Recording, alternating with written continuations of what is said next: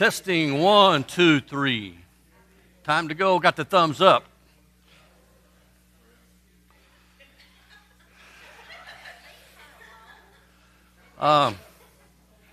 Those of you online, we're waiting for our brethren in-house to get seated.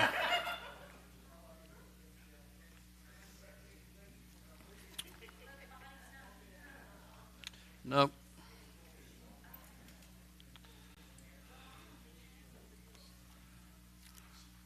Okay. Charlie called me this morning and asked me to take his class. He wasn't feeling well. So anyway, so you get the pitch hitter today. But I'm going to stay in the spirit of the theme for the quarter. I want to look at a psalm, an episode in David's life that I think is very telling and helpful. And if you'll look at Psalm 3,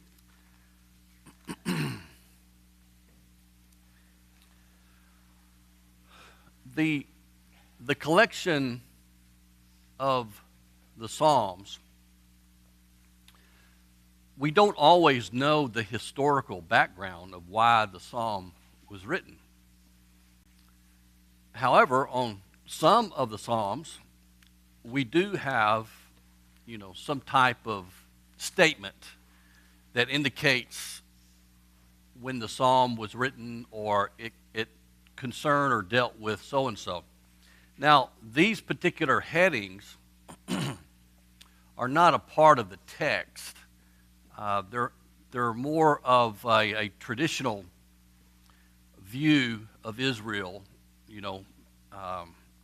and they came into our Bible as, a traditional thing. So I don't look at the headings here as being inspired, but I think it has rich history.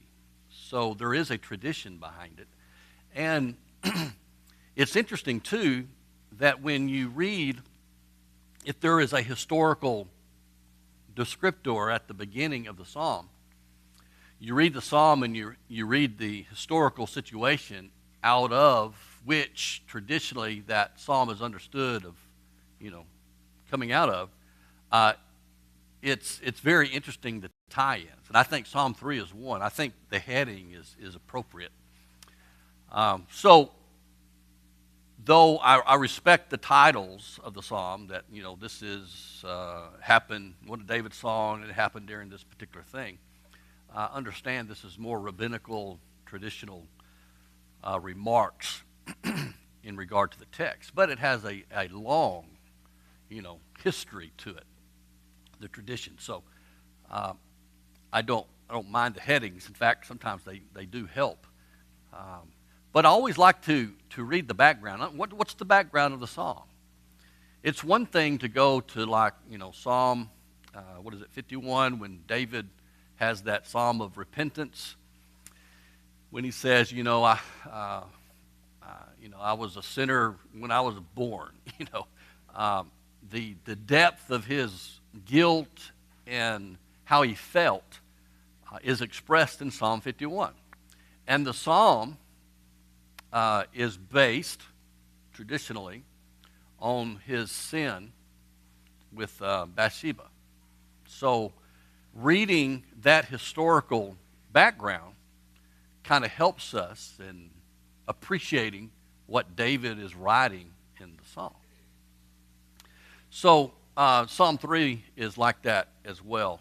And so I want us to look at the background. We have an individual that's meant, it's stated, a psalm of David when he fled from Absalom, his son. Okay. I suppose all of us have heard of Absalom's conspiracy, right? That's sort of the label that we have given to it. Absalom was one of the sons of David, but it wasn't his firstborn son. But he was the most charismatic son of the children of David. Unfortunately, against God's directive, David was the one who actually multiplied wives, and Solomon just kicked the door in, and and had many more, of course. Most of the marriages back in antiquity were not marriages out of love. They were ties between nations. So they were symbolic in a sense, in which you established peace with another nation. Then, there was a marriage to signify that relationship.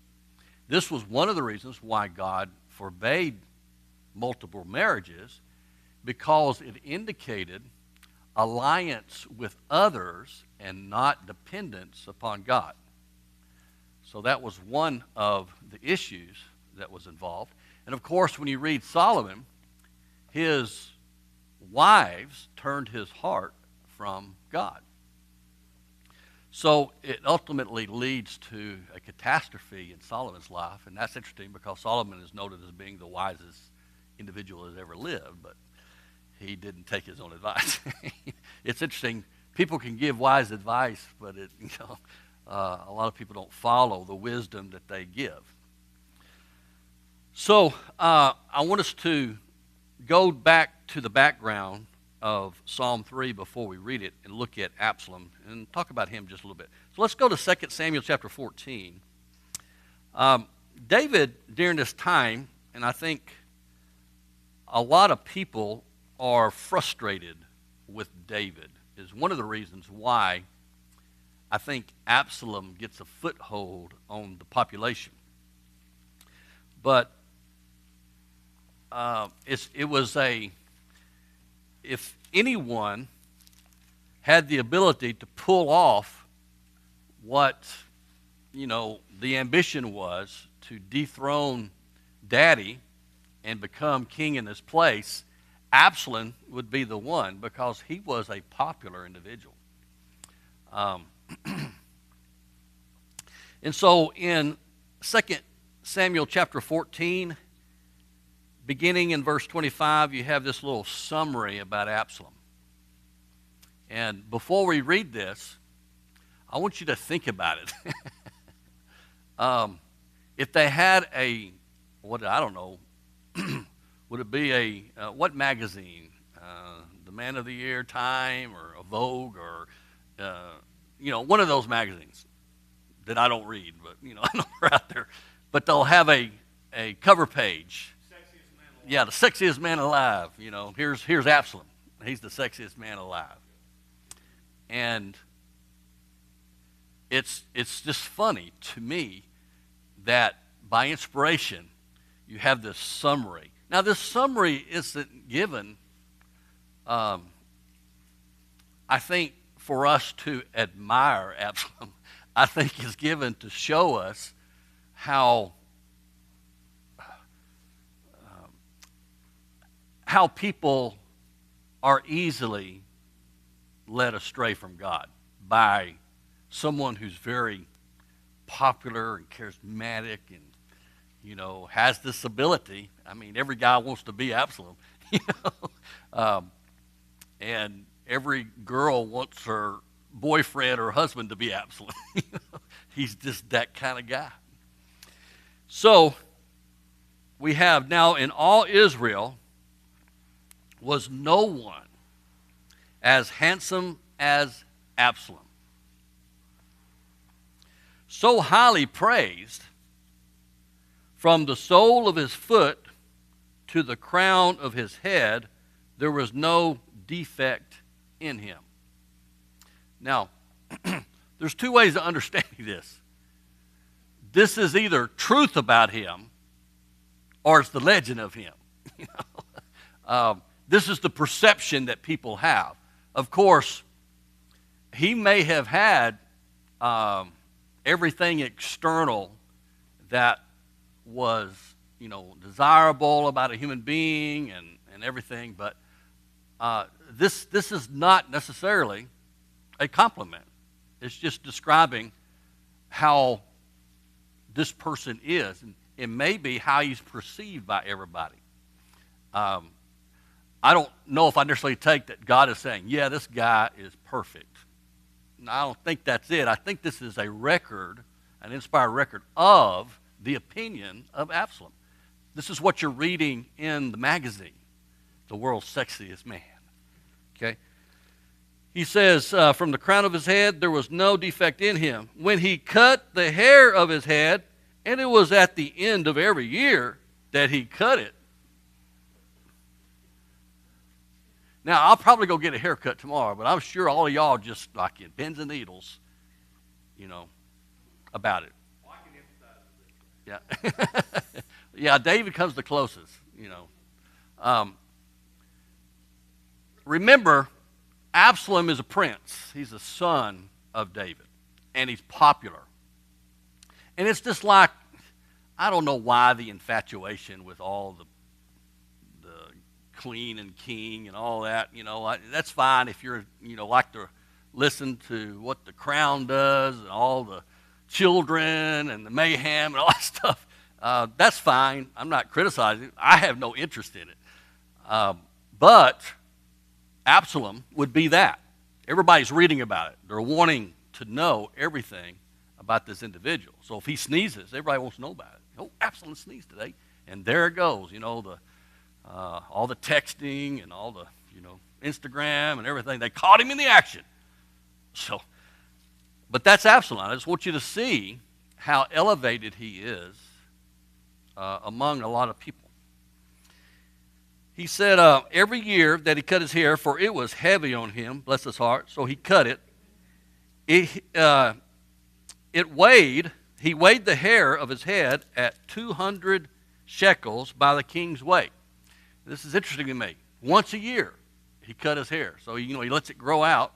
I guess it's bushy. It must be pretty long and bushy because it does get caught in the limbs of a tree and when he has his demise, But everybody is wondering how much his hair weighs this year.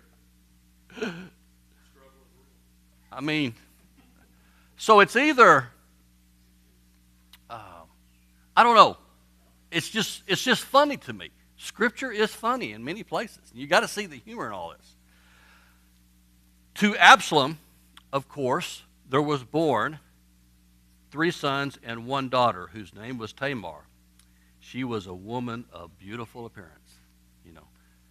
Some people just have it all.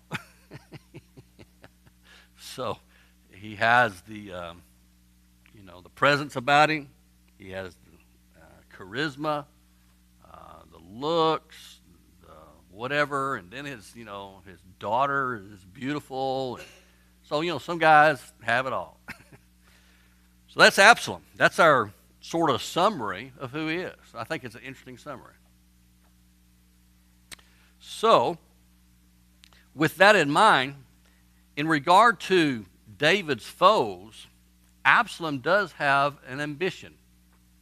This charismatic, driven individual, son of David, has an ambition. He wants to become king. That's his desire. He wants to become king. And it's going to be a very planned out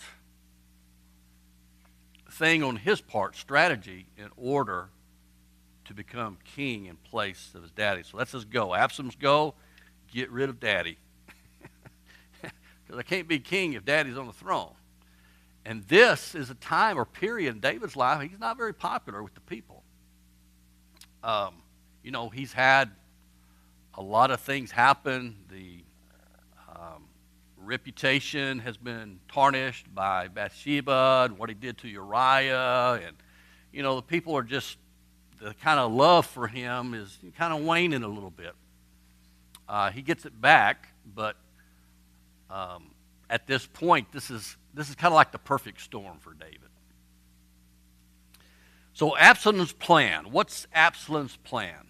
Well, the Old Testament in chapter 15 reveals, I think, and there's probably more to it, but what's revealed here is very interesting as far as a definite goal. I mean, the plan involved 3 basic steps. Of course, there's a lot of play that's going on that the Bible doesn't reveal. Okay, there's lots of planning and getting others involved. So what the Bible does reveal is gives the highlights of what or why people loved Absalom. Okay, so the first thing is, if you're going to dethrone Daddy, who is a beloved king, though there's some people who are kind of not favorable to him, particularly Saul's house. You remember Saul was the first king, and there's a lot of loyalists to Saul that believe David took the throne from Saul. And so they have a grudge. We'll be introduced to one of those individuals a little bit later. But this is the perfect opportunity for Absalom to play on that disfavor. And so he has to win the hearts of the people. He's got to win the hearts. And it's not just winning the hearts of those who are, not in love with David much anymore or don't appreciate him, but it's like winning the hearts of those who might be, David's followers. He still liked the king a lot. He's got a job to do. He could win the hearts of a few, but that wouldn't be impactful. But if he won the hearts of a lot, the majority of people, and you started to see the scale tip. David's poll numbers going really down while Absalom's are going really up is going to be significant.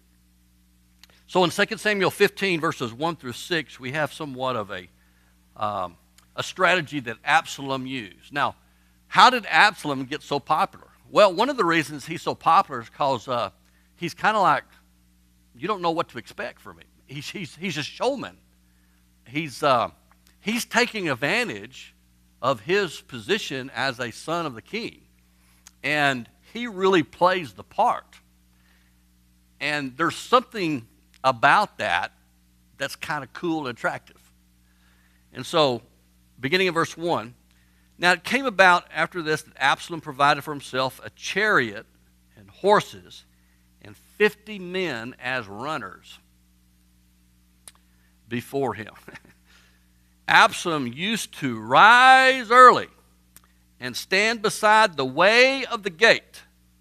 And when any man had a suit to come to the king for judgment, Absalom would call to him and say, "From what city are you?"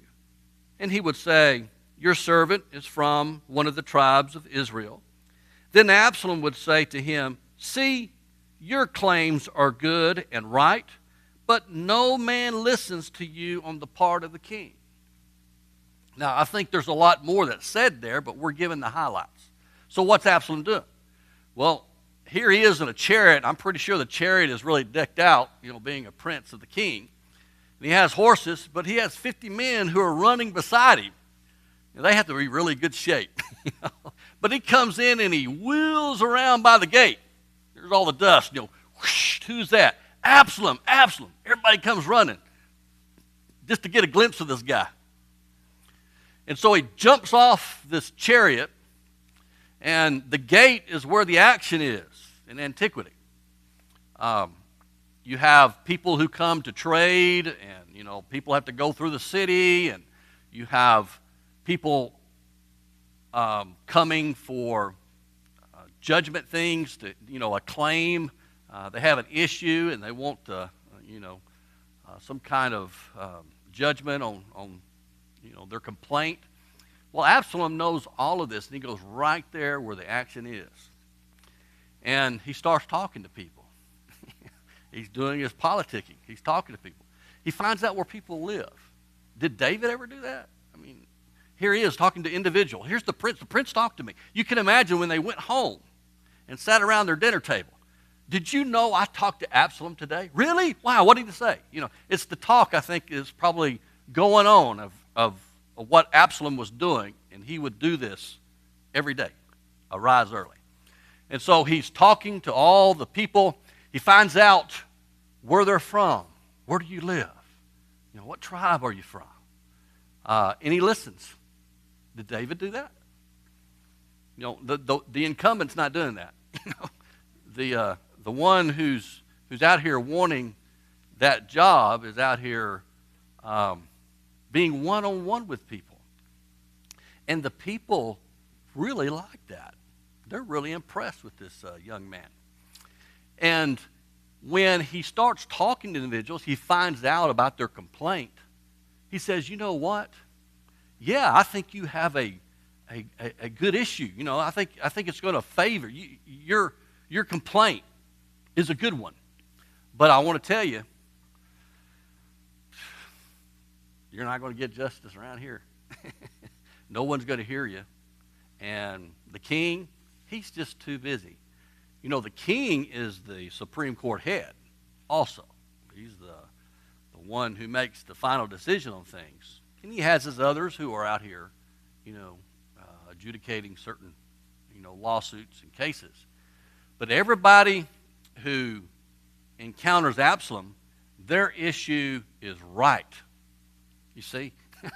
It's never, no, man, I don't think that's going to fly. No, you got a good case, man. And if someone would listen to you on the part of the king, you know, you would have, you know, good fortune. You would receive justice.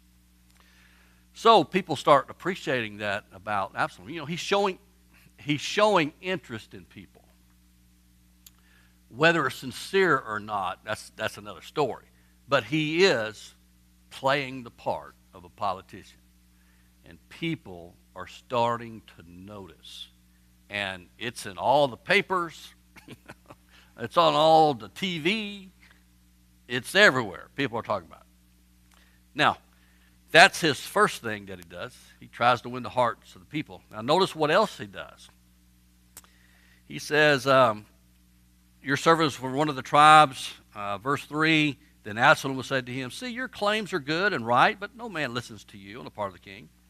Moreover, verse 4, Absalom would say, oh, that one would appoint me judge in the land.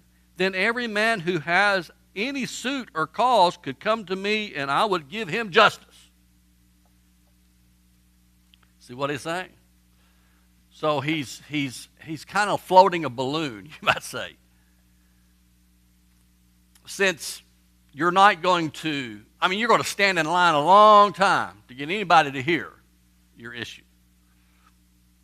But if someone would think about me, appoint me as judge. You know, a judge is not, the book of Judges, there were military leaders, okay, but the judges were more, you know, judicial positions. So if someone would appoint me as a judge, I would be the ideal judge. And if anybody with anything came to me, you know, it would be good fortune for them. So that sounds really good, particularly during the time in which we find ourselves in with David. The other thing, there's a lot of leadership stuff in here too that shows what David hasn't been doing as a leader in communicating with his people, being available, things of that nature. So this is sort of like an opportunity that Absalom sees. So he says, and when a man came near to prostrate himself before him, because they recognize him as who? Why would they bow before him? He's the prince. You know, they would come, they recognize him, and they would bow down. What did Absalom do? You got it. He'd take hold of him and kiss him. Stand up, man. I'm one of you. You know, and he'd embrace him, he'd kiss him. You know, he would offer or give respect to the individual. He would give the impression that you were equals. Now, who doesn't love a politician like that? Isn't that what we want? Well, it's what we'd like to have, and it to be genuine, not just a political maneuvering, placating the crowd. But that's Absalom. See, they were doing this all the way back during David's day. So he started to gain favor. And so in verse 6, it says, in this manner, Absalom dealt with all Israel who came to the king for judgment. So, this is the result. So Absalom stole away the hearts of the men of Israel. I find it interesting the word stole there. That's what politicians do. They steal people's heart by promising things they can't deliver and by also being someone that they aren't. That's Absalom. Go ahead. I was thinking also, if he's this handsome, he's probably already got the hearts of the women, and now he can steal his hearts of his men. Yeah.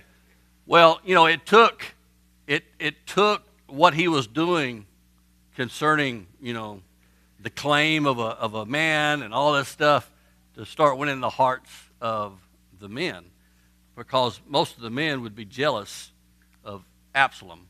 But now they see he's a real person. He's real. I remember when my girls were teenagers, that was the word, it's real. It's real.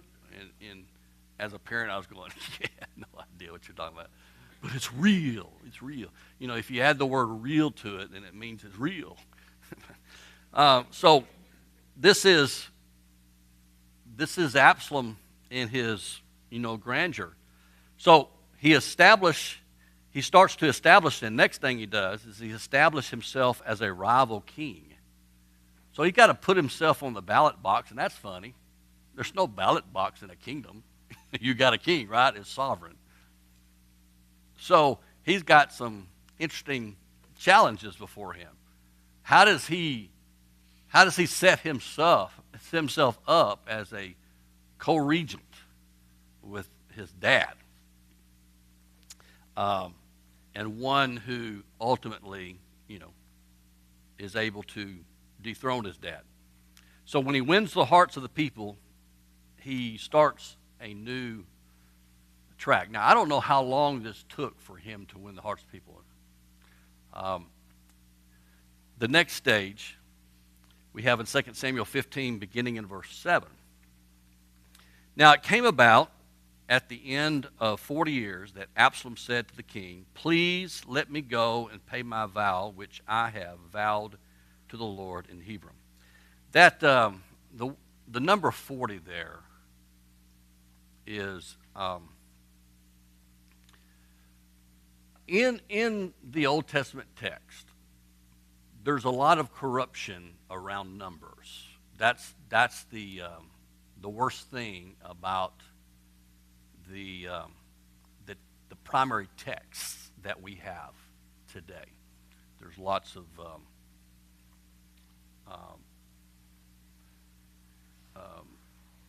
for whatever reason, rabbinical things that have corrupted the copying or whatever. It's all around, a lot of it's around numbers. And there's several places like this and others that the time of 40 years doesn't fit in the context. So is it 40 or is it 4? And so that's another kind of study in the original text that we have. Of course, there wasn't any corruption in the original, but as the Old Testament is copied through all the centuries, this is the area when we compare all the documents that we have, that the most, and when I say the most, it doesn't mean that every number is, questionable. It just means that a lot of the corruption or the miscopying or whatever, it's around numbers. So you might, read this and not think anything about it, and that's fine, because the context of the story itself is what we want to know. But I needed to bring this up because somebody might have caught 40 years. Is that the time that he was doing, the gate and all that? No, I don't think it was 40 years. And there's other contextual things. But anyway, I wanted to bring that up. So after 40 years, and you might have a footnote or something that might say something else about the years, that Absalom said to the king, "Please let me go and pay my vows which I have vowed to the Lord in Hebron. For your servant vowed a vow while I was living at Geshur in Aram, saying, if the Lord shall indeed bring me back to Jerusalem, then I will serve the Lord." Then the king said to him, "Go in peace." So he arose and he went to Hebron. Okay, what's the significance of Hebron? Anybody? What's this? Why go to Hebron? Hebron is where David began his reign as king. Then he went and captured, Jerusalem and all that, and then you have the city of David. But Hebron's where it all began, where he had several of his, children in Hebron, Absalom being one of them. So Absalom gets permission from David, to fulfill a vow that he made, but he has a different intent in mind. So he goes to Hebron. So what happens? So he arose and he went to Hebron, but Absalom sent spies throughout all the tribes of Israel, saying, as soon as you hear the sound of the trumpet, then you will say, Absalom is king, where? In Hebron. So see how I'm saying there's more going on than we're told. We're kind of given the summary. So there's been a lot of planning and spies and infiltration in different places that at a certain time, when you hear the sound of the trumpet, all of these people in various locations are going to cry out an exclamation that there is a new king in Hebron, and his name is Absalom. So how can he be king in Hebron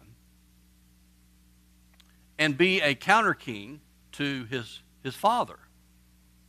All of this could only be accomplished by Absalom.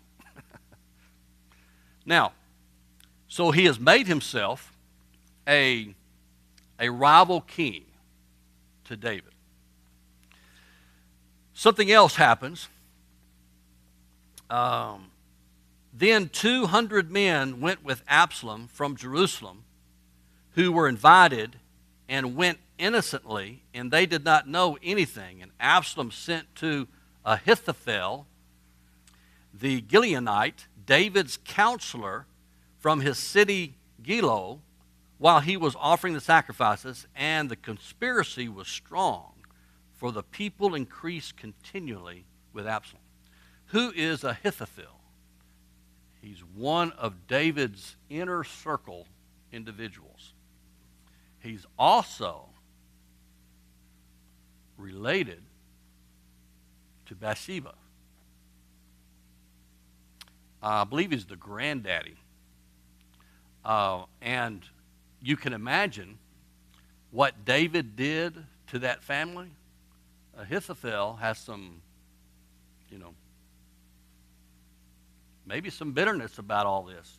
And he doesn't know what's going on, but he doesn't seem to complain about it either from the text. So what happens is Ahithophel is seen with Absalom. Everybody knows Ahithophel is one of David's mighty men, inner circle. And so that was intentional on the part of Absalom, is to get somebody from the inside. To show what? Everybody's leaving David, even his inner circle. They're dropping like flies.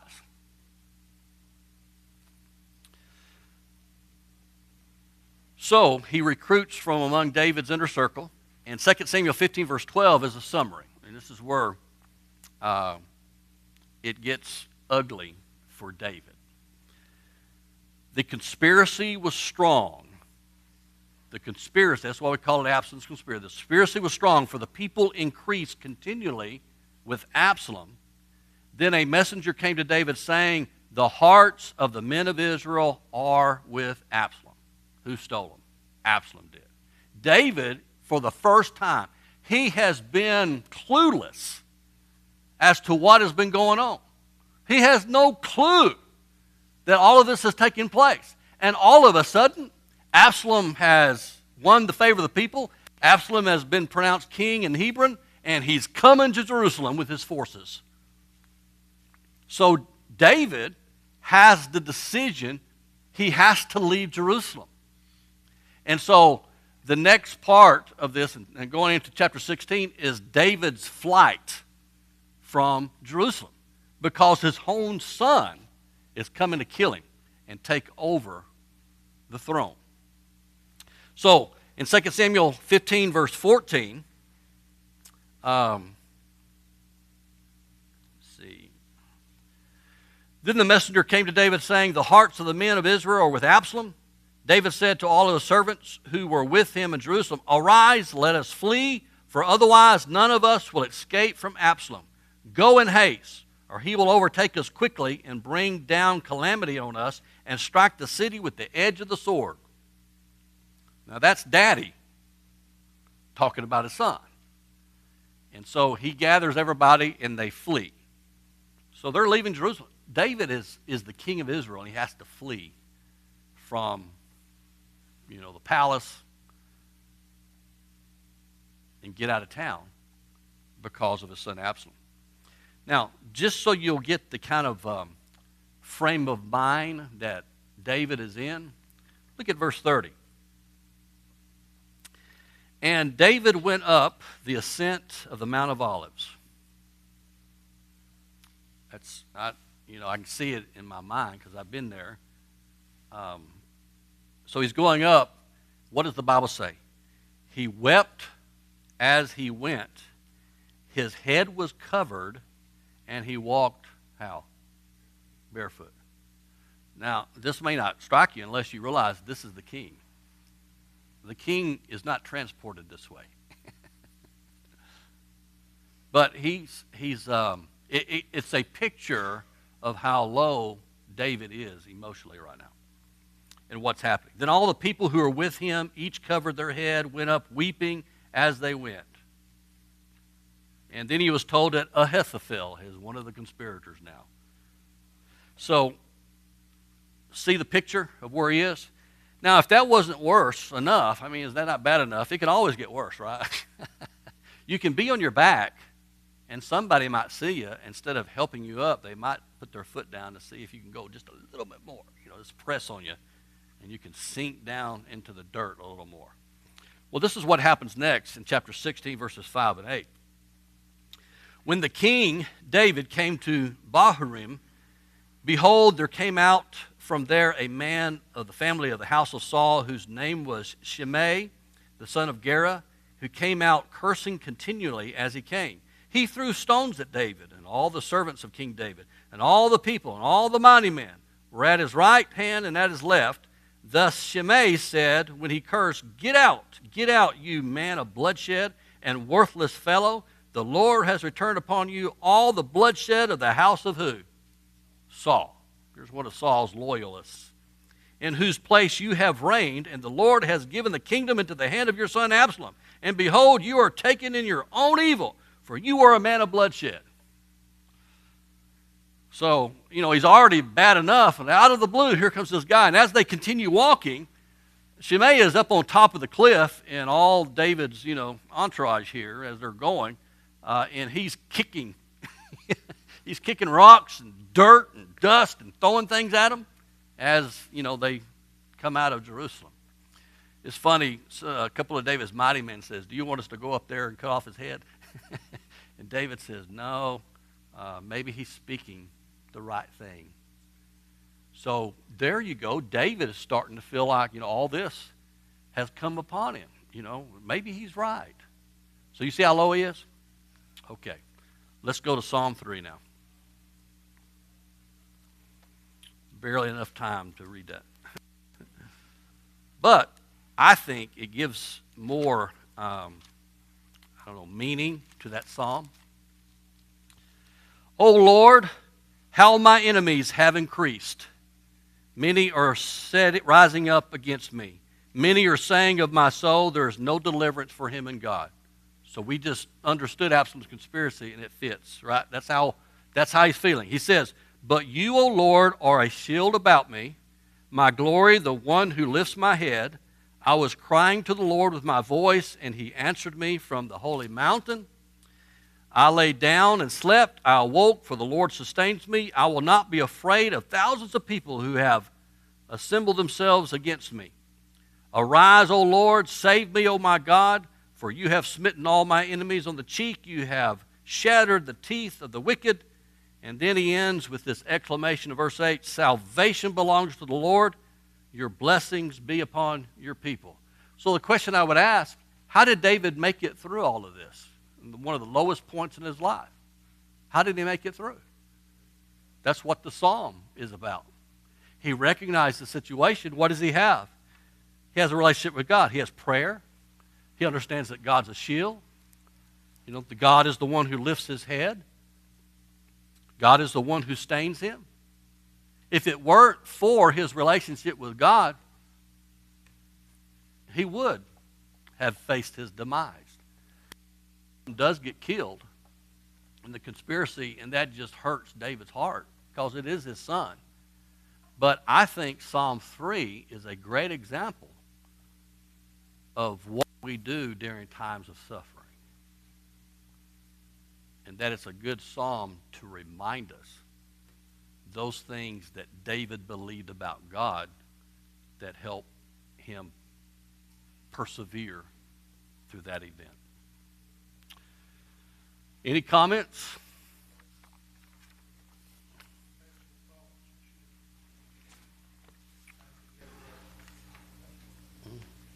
All right.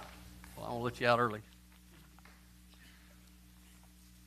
Now remember that